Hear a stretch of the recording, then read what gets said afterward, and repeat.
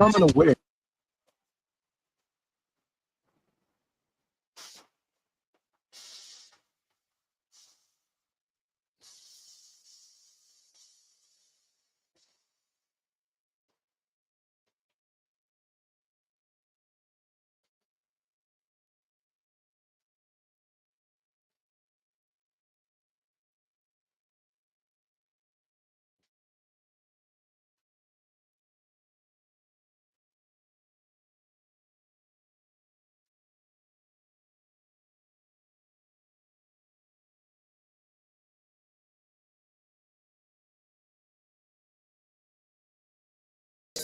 He told me it was given free as a gift to man for us to seek the Father's interest and live peacefully on the land. Man believe that for him to survive, he must be living in strife. And without even thinking twice, he corrupt his entire life. Then he told me, man must be taught a lesson. Man to hide and wouldn't listen. While they have church members believing they must have no wealth in this world, and by making the pastor richer, this brings salvation to their soul. He told me, man must be taught a lesson. Man to hide and wouldn't listen. Since the thoughts of man is to bring destruction upon himself and his quest for power, he cares about no one else. I had to create something beyond man's imagination. That is why my coronavirus spiritually wake up the conscience of man. Mankind was getting out of control, causing too much destruction in the world. Oh yes, causing too much destruction in the world.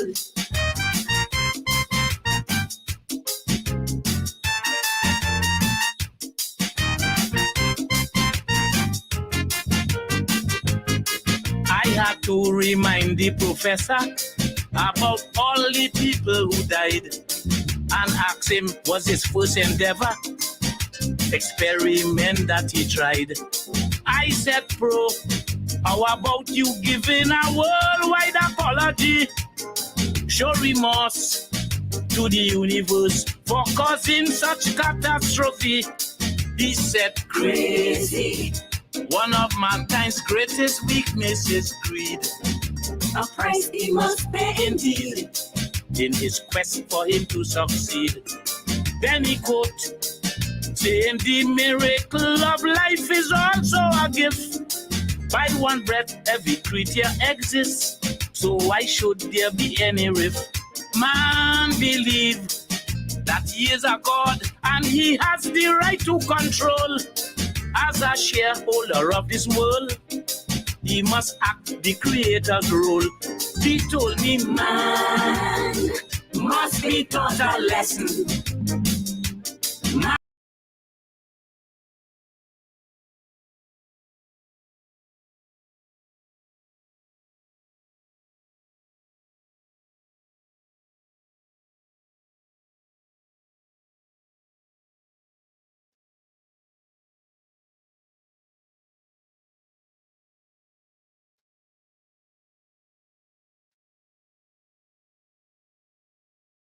Chapter 13. By the Rivers of Babylon. I have this day set thee over the nations and over the kingdoms, to root out and to pull down, to build and to plant. Jeremiah chapter 1, verse 10.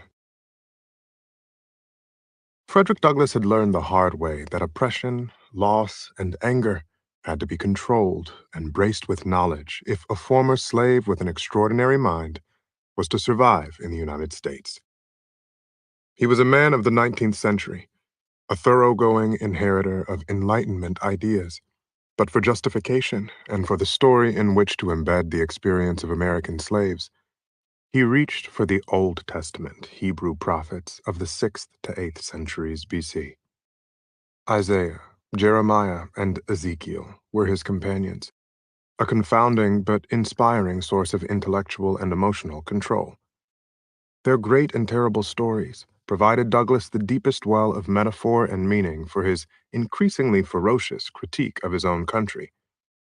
Their Jerusalem, their temple, their Israelites, transported in the Babylonian captivity, their oracles to the nation of the woe to be inflicted upon them by a vengeful God for their crimes, were his American Republic, his bleeding children of sorrow, his warnings of desolation soon to visit his own guilty land. Their story was ancient and modern. It gave the weight of the ages to his cause. Their awesome narratives of destruction and apocalyptical renewal, exile and return, provided scriptural basis for his mission to convince Americans they must undergo the same. The Old Testament prophets helped make Douglass a great ironist and a great storyteller. They fueled his growing militancy and brought pathos and thunder to his voice, as they also shaped his view of history itself. Douglass not only used the Hebrew prophets, he joined them. The Hebrew prophets delivered their sayings and poems orally in public gatherings. Whether Douglass understood this or not, it makes his oratorical use of the Jeremiatic tradition all the more poignant. As Isaiah came and said, and Jeremiah followed God's call to go and cry in the ears of Jerusalem, so Douglass proclaimed anti-slavery oracles to vast public audiences in pro-slavery America. God had visited Jeremiah and instructed him, "Behold, I have put my words in your mouth," and given him his calling. Beginning with the black churches he attended in Baltimore, where he would have first heard preaching on the Exodus story, Douglass had reached that moment as well. He was an American Jeremiah, chastising the flock as he also called them back to their covenants and creeds. Moreover, Douglass, like other American writers and orators from the Puritans to modern times, found his own way to comprehend as well as rewrite Old Testament narratives, in the words of biblical scholar Robert Alter, as both sacred history and prose fiction, as models of literary style and a national story. And as the Jewish theologian Abraham Heschel wrote, prophets must have been shattered by some cataclysmic experience in order to be able to shatter others. By this standard, Douglass qualified. In early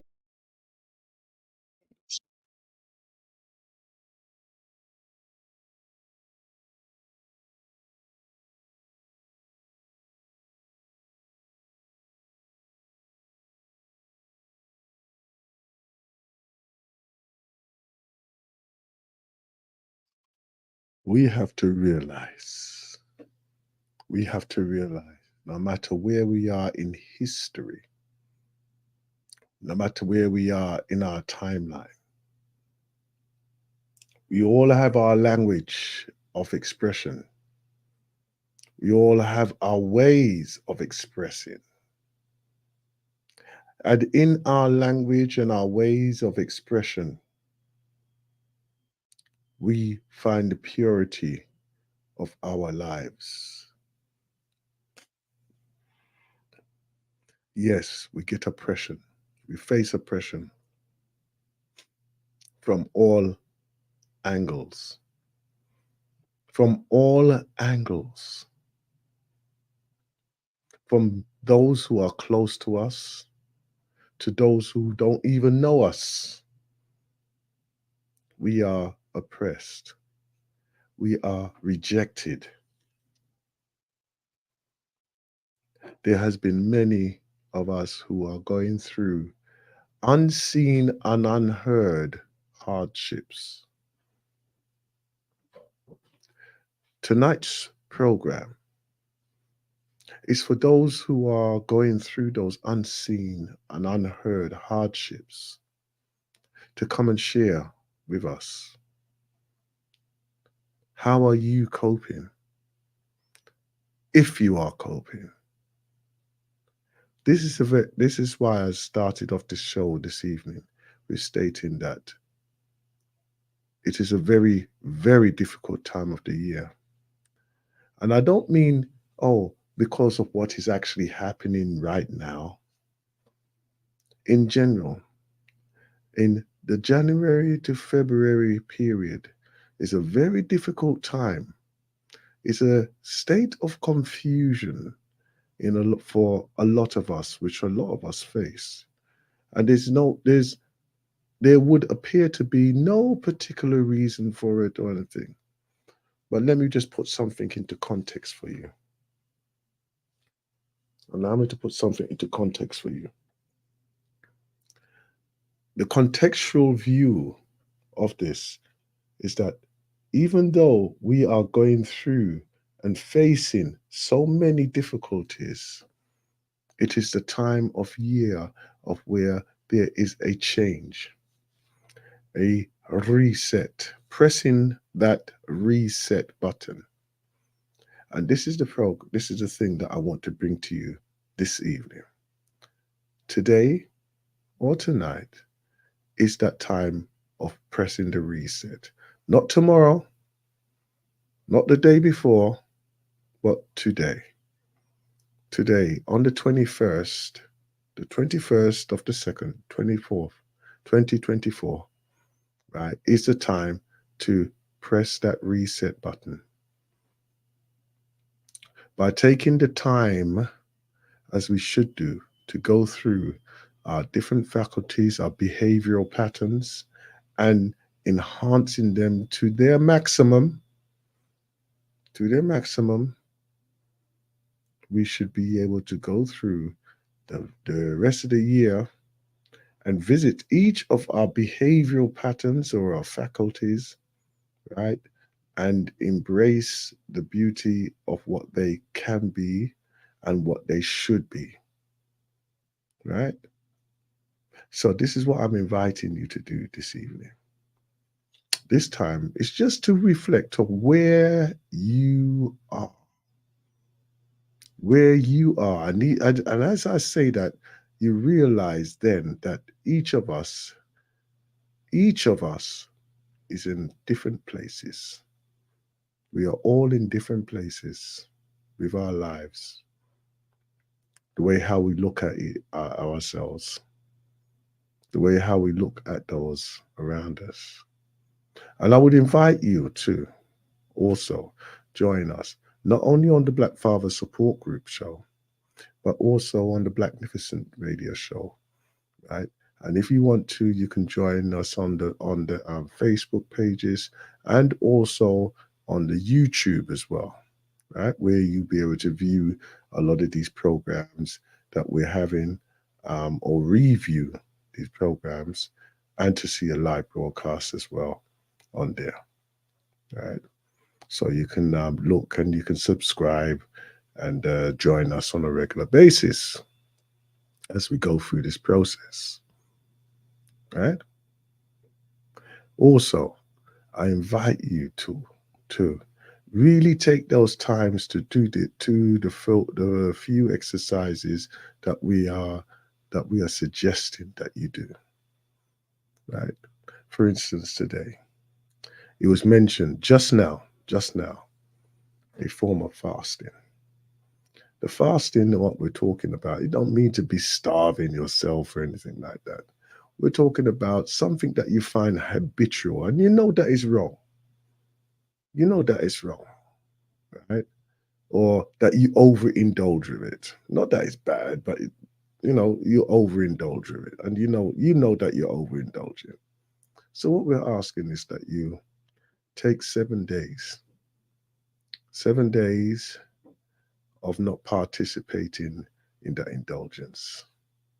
And even as you're thinking of what is it that I could do, and then all of a sudden your body is reacting or interreacting with yourself, and to such an extent that it could be that your body is going into a form of shock. But it's not shock, it's excitement.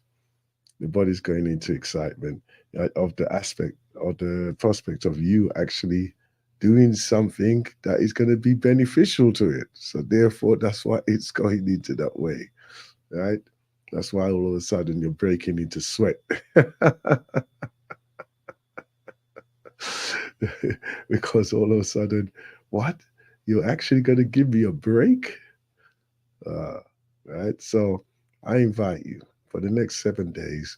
Let's do our fasting, right? And at the same time, as we're doing the fasting, let's look at things that we are not necessarily overindulging. Possibly we are not indulging enough. Like, for instance, when I was guilty of this as well, just drinking pure water, no additives, right? Just pure water. Right? So we could start with pure water and then possibly juices or something like this, vegetable juicing as well, right? So we could be moving into that later on as we go through the next month or so, and then we'll see how things go. Okay, right? So here we go. So I'm inviting you to become a healthy person, right? An active person and a more wealthier person as well, right? I'm not going to say you're going to be millionaires or anything like that, because I know a few of you will be thinking that, but it's not that at all. Okay, not that at all. All right. So please, I look forward to seeing you and you joining us on the Black Father Support Group show, right? And also on the Blacknificent Radio Show as well. And then we can expand from that as well. Okay. And yeah, the lines are open on 0203-289-6504, right? I was playing an excerpt there from Frederick Douglass, right? And it goes through the life and times of Frederick Douglass. Yeah, mainly, and the reason why I bring that up, because always hear about these individuals, but we never really study them that too deeply. So I'm sharing with you. Some of us may have done, some of us may have done, but I'm sharing with you parts of materials that I have, right, pertaining to a certain person. And the beauty of this thing is that we know and we can share the makeup of those people. What made them into the person that they are, right? I know that we've looked at on numerous occasions, many occasions, of like Marcus Mosiah Garvey, right? And look at this, it was on my tip of my tongue now. And yeah, it'll come back to me. It will come back to me. Martin Luther King. Martin Luther King, right? So we're very familiar, and uh, Malcolm X as well. We're very familiar with their life and the ins and out and as they grew up and everything else. So we're very familiar with those ones there, but we're not so familiar with other influential people, right? And there are so many of them. And you know what it is that I'm always focused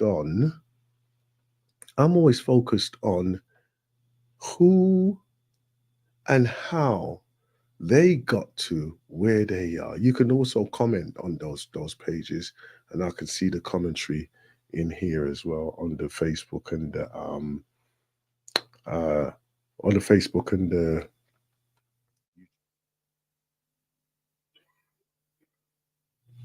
I can see the commentary on there. So welcome the viewers on those channels as well. And yeah, so you can quite literally, right, map out the different changes and even in their awakening process. And what I encourage you to do as well is to write down your process of your awakening. Because just as individual as many of our influential icons are, you are an icon in yourself. You are an icon in yourself, right? I'll say good evening, Sister Georgette, right? You're an icon in yourself.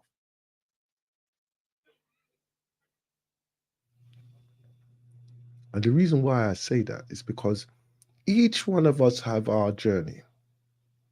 Each one of us have our journey, right? Who knows what is gonna happen in the next 6 months? In the next 6 months, we could be there, and then all of a sudden, we're at the forefront of the change and the liberation of society itself. Why? Because we're speaking into that anyway. We're living into that every day. And even as we're living into it, right, we have the expectations. We have the expectations of what that life can be, right? We do. It's not like it's a fantasy. It's not a fantasy for many of us. We know what we want. We can see it. We live it every day. We live it every day. And what I want is,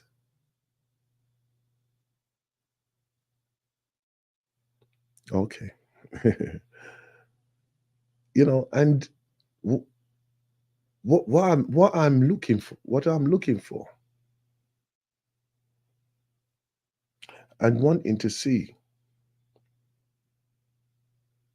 is the next generation or the new generation, and it's not necessarily a young person. It's the ideas, the thoughts of how can this next generation be sounding. Where is it going to be coming from? It could come from a harbored thought of somebody who's been carrying this for years, but they just haven't vocalized it. They haven't shared it. And it could be so liberating. It could be so liberating. And it doesn't mean to be somebody, it doesn't have to be somebody who is, let's say, educated, right? Or an historian, right? Or an academic. It could literally be anyone. It could be a young man, it could be a young woman, right? It could literally be anyone that is going to move us forward in a positive way. I love the way how many of our sisters are leading the charge of when they say, you know what, I've had enough of this system. I've had enough of this. I'm out. I've gone. And they've gone to other places. They've gone there and they've bought homes, right? Some of them have migrated to these places and lived there, right? They've gone there and they've lived a very fruitful life, and there's not they don't even look back with any regrets because they're living their life of how they see is fit for them to live. You know, some of them are comfortable, some of them are okay, doing all right.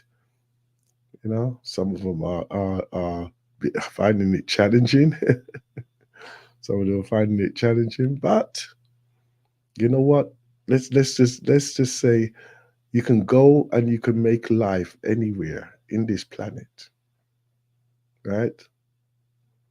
There's many a brother and sister, many a brother and sister who are here right now, who are just yearning to just say, you know what? I just want to go. Maybe this is the year that you just say, okay, that's it. Let's do it. We're doing it now. Look, close the door. We're off. We're off. That's it. Right? I've given my notice into my job. I'm out. You know? Or let's just close up for a few months and just go and live how we would like to live. Let's go and have a sample of what life has to offer for us. Let's go and sample that. Yeah, that'd be fantastic, wouldn't it? That'd be fantastic. And this is why I share these journeys with everyone. This is why I share these journeys with the various pieces of materials that I have. These are like some of these are like audio books. Some of them are clips from like YouTube clips of what I've selected as well, right? Okay. Some of them are of my experience of when I've traveled as well, right? What you can experience for yourself.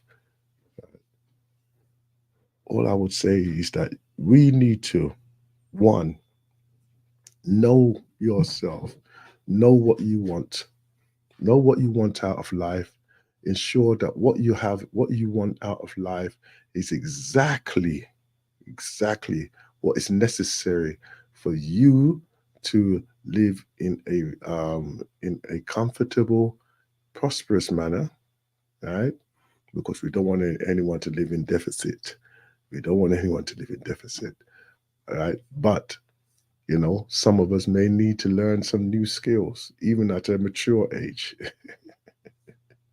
even at a mature age, right? Some of us may have the opportunity to just go and just say, you know what, I have enough to actually live in a luxurious, comfortable life, right? We're not going to be looking over the fence in jealousy at all. No, we just say, well done, well done, right? Wish them all the best, and let's all live in unity. Let's all live in unity, as it was pointed out in that clip earlier on, right? The coming together is not a case of isolation. It's not a case of isolation. Living and working together is absolutely vital as well. Our strength is our unity. Our strength is our unity. Many of us may have come into the realization of what we would like and how we would like it. And then when that happens, we are in a state of shock because we're the only ones who want it. And then we reach out and we find that there's one or two others who would want it, but they're not of your immediate circle. But you're going to have to gravitate. You must gravitate to those who are, you must gravitate to those who are actually there working together. We need to be working together. And don't be shy about doing this, working together. Don't be shy about it. Brothers and sisters, it doesn't mean that you cannot own or be part of what you would like to be in the future. Why does it take one person to buy one property? Why is it that why do you not combine with three, four of you to buy a property in the Africas? For example. For example, why don't you buy a property as 3 or 4 of you? Why can you not all live together? Like a family. Why can you not do that? But oh no, you want to go and live by yourself, lavish. Then we're there. Huh? I know that. I know that. We all can live like that.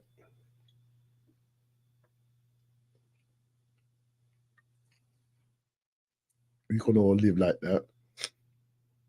Or we'd like to. We'd all like to, wouldn't we?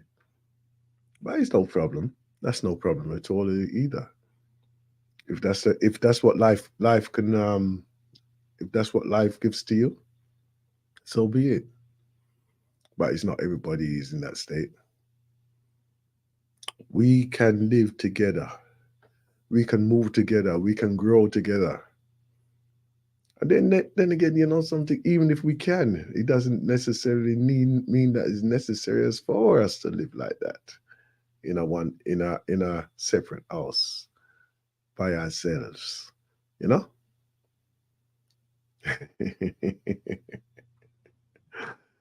Anyway, give it some thought. Give it some thought. Okay, as we do our meditations as well. Do your meditations on your freedom.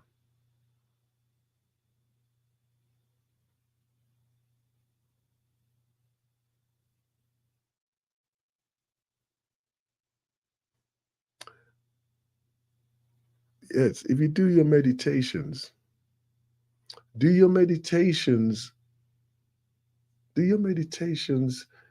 in the freedom.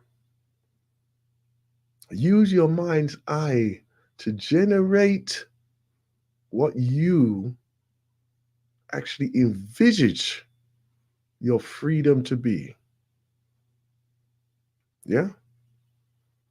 Do that.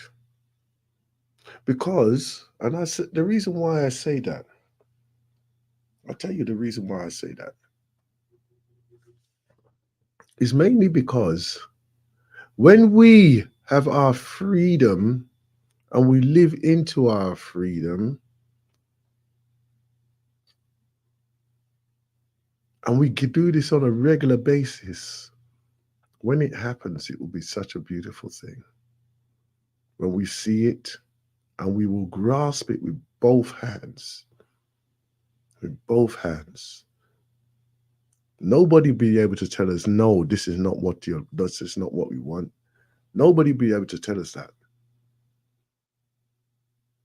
And even if they try to say this, look, we are already set our minds and hearts on this.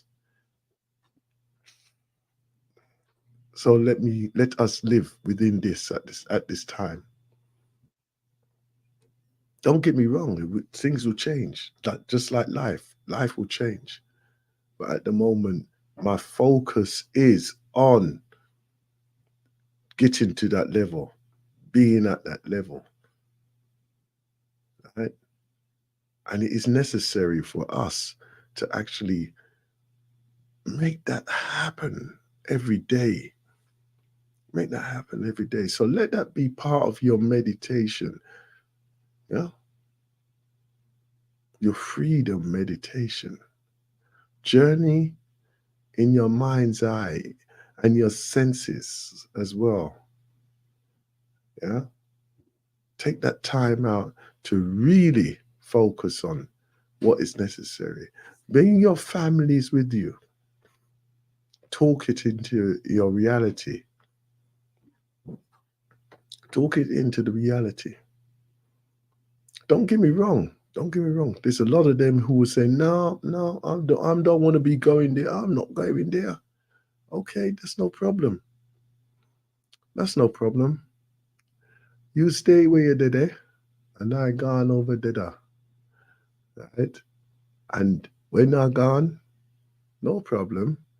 You can come visit me. You can come visit me. That's no problem as well. Yeah? So please, if you see this happening, if you see this happening on a regular basis, right? That everyone's trying to pull you away. Oh, don't do this. Oh, oh, look at the wars, what's happening. Oh, look at the starvation. Oh, those diseases. Listen, there's a lot of propaganda. There's a lot of propaganda out there that is preventing us from actually enjoying what Africa has to offer, right? And then we're stuck. And then you look at what happened. Well, I'll tell you what you need to do. I'll tell you what you can do.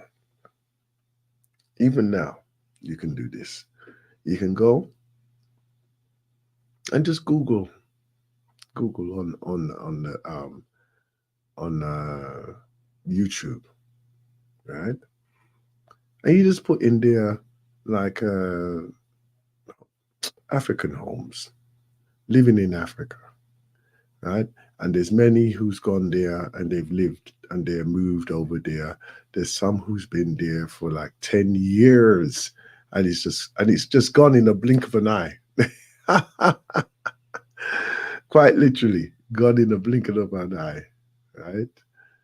You know, who would ever believe, say, 5 years would have gone so quick. You know, there are times there, yeah? And there's no sign and no desire for them to actually return, right? They've gone, and they've been able to make a living or an income in these various places around the world. And yet, there are many of us here who are just struggling just to pay the bills. Some of us are struggling to pay the bills, huh? I'm telling you, life is not easy, but it can be a lot easier if we just allow it to happen, you know? And yeah, let me just play out some music right now.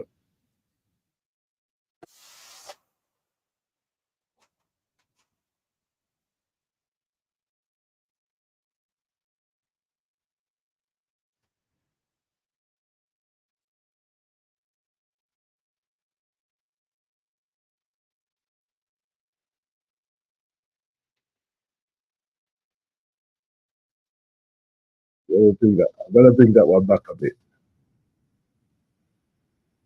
Easy. His murder, and you know it's against the law. My coronavirus and prostitution are no more being penalized. I had to create something beyond man's imagination. That is why my coronavirus spiritually wake up the conscience of man. I had to do it simply because the world couldn't continue as it was. Oh yes, the world couldn't continue as it was.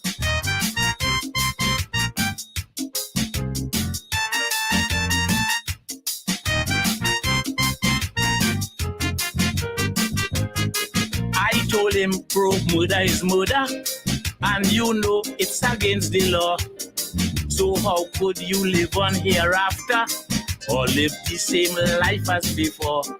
We both know that God is the creator who is responsible, and at some point in time to come, you will be held accountable.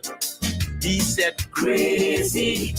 All the Father's work is magnificent, but man refused to repent, doing things without his consent. The sunlight, the wind and the rain are his gifts that he gives to us as a way to express his loving for the ones who have gained his trust. Man believe that he is a judge, jury and executioner, but his greatest challenge by far are his deeds in particular. He said, man must be taught a lesson. Man to hide and wouldn't listen. Nuclear warheads are being tested and mashing up the ocean bed. Man finding excuse for destroying all our marine life instead. He said, man must be taught a lesson. Man to hide and wouldn't listen. When I look at Colombia, North Korea and Russia, blood flowing like water, and nobody has the answer. I had to create something beyond man's imagination. That is why my coronavirus spiritually wake up the conscience of man. I had to do it from a heart and soul, because the whole world was out of control. Oh yes, oh yes, because the whole world was out of control.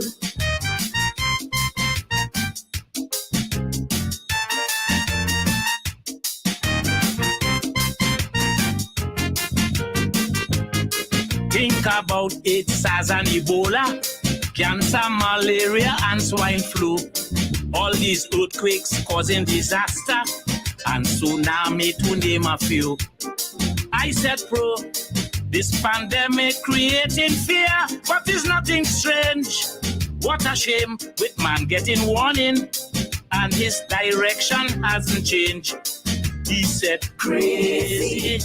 It have much more deadly virus to come, and the source that it coming from, it will sacrifice man's freedom.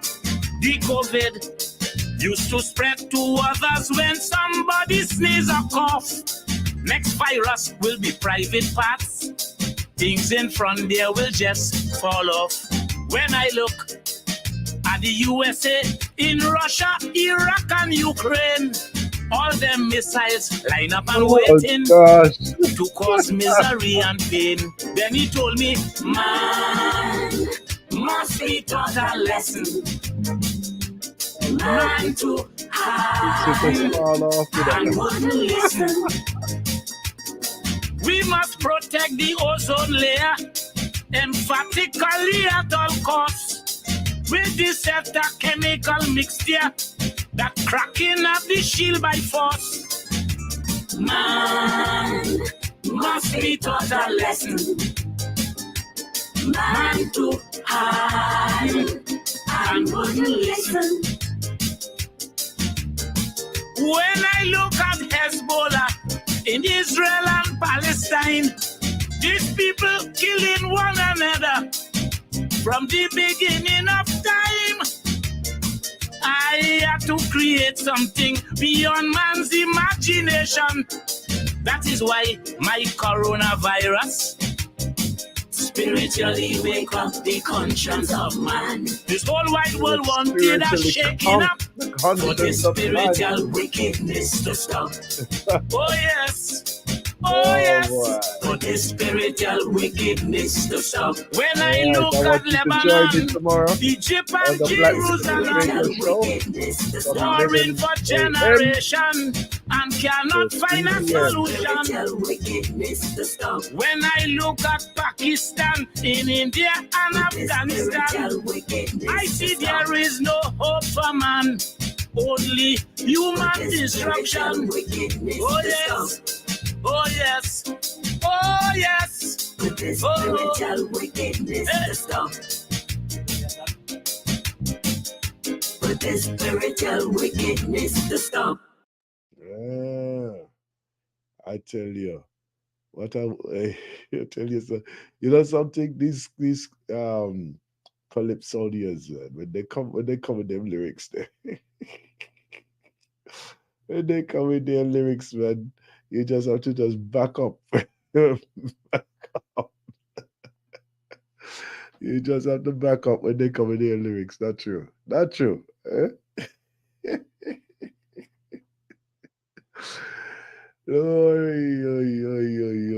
Crazy. Anyhow, I'll be playing that for a while anyhow on various programs as well. So you know that I like that one there. Anyhow, anyway. It's coming up to the top of the hour, and I know that Brother Kwame will be coming in after me, right? And I want to say thank you for joining us on the Black Father Support Group show this evening. I shall be back on the Risings tomorrow from 11 a.m. right to 3 p.m. Okay, so I shall be here along with our sister Sandra, right, from Jamaica. I'm seeing if I can get out of Sister Sandra from the UK as well, right? We was joined by some new callers, and I do enjoy our conversations that we're having there as well. And if you are a new caller or a new listener, welcome to the galaxy of we.net. And I encourage you all to even send a message, and greet the various presenters as well. Okay, so at the top of the hour, we shall be having our brother Kwame. Okay, right. Let me give you something else now. Oh, put my eyes on that bit. That would help, wouldn't it? I'll put my eyes on. Let me see what I've got for you now. Oh yes, here we go. One for the Prime Minister. Mr. Sunak, are you listening? Are you listening? Well, this one is for Black family. Four corners of the earth. Yeah. Fire. Fire girl. Keep it blazing.